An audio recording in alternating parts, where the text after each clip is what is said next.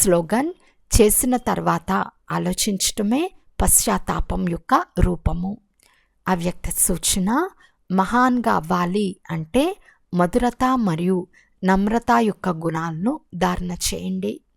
ప్రతి ఒక్కరి సంస్కారం లేక నేచర్ ఎవరిది వారిదే, కానీ స్వభావం ఈజీగా ఉన్నప్పుడే సర్వులకు స్నేహితులుగా ఉంటారు.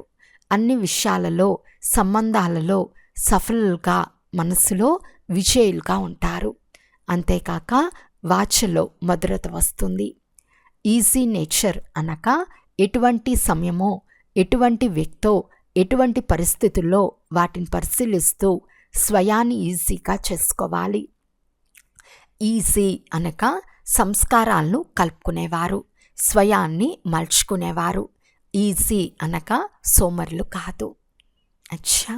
ఓం శాంతి.